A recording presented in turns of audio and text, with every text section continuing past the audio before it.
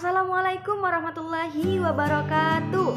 Saya Andia Fitrwardani dari jurusan Komunikasi dan Penyiaran Islam semester 5 UIN Sumatera Utara. Di sini saya akan menjelaskan tentang teori komunikasi kelompok. Nah, jadi yang pertama di sini menjelaskan pengertian komunikasi kelompok. Sejumlah ahli komunikasi memberikan definisi yang berbeda mengenai komunikasi kelompok. Di antaranya dari Michael Burgon yang mendefinisikan bahwa komunikasi kelompok adalah komunikasi sebagai interaksi secara tatap muka antara 3 orang atau lebih dengan tujuan yang telah diketahui, seperti berbagi informasi, menjaga diri, pemecahan masalah yang mana anggota-anggotanya dapat mengingat karakteristik pribadi anggota-anggota yang lain secara cepat. Selanjutnya menurut Deddy Mulyana mendefinisikan bahwa kelompok sebagai sekumpulan orang yang mempunyai tujuan bersama, berinteraksi satu sama lain untuk mencapai tujuan bersama, mengenal satu sama lainnya, dan memandang mereka sebagai bagian dari kelompok tersebut.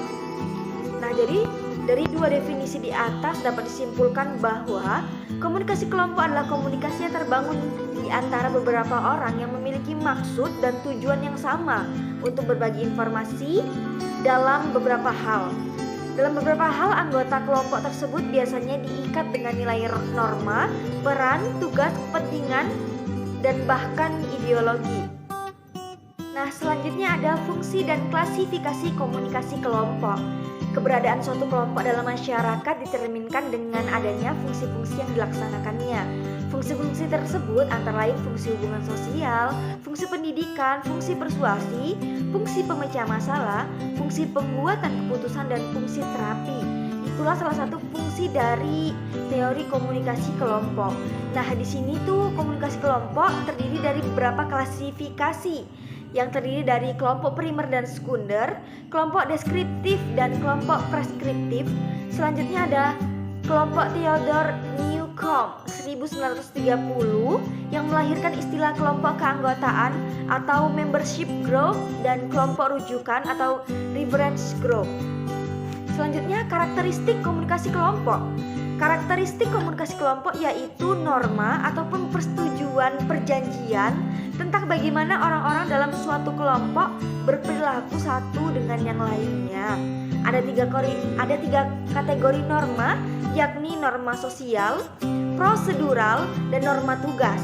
Dan ada pun peran yaitu pola-pola perilaku yang diharapkan dari setiap anggota kelompok. Peran dibagi menjadi 3, yaitu peran aktif, peran partisipatif, dan peran pasif.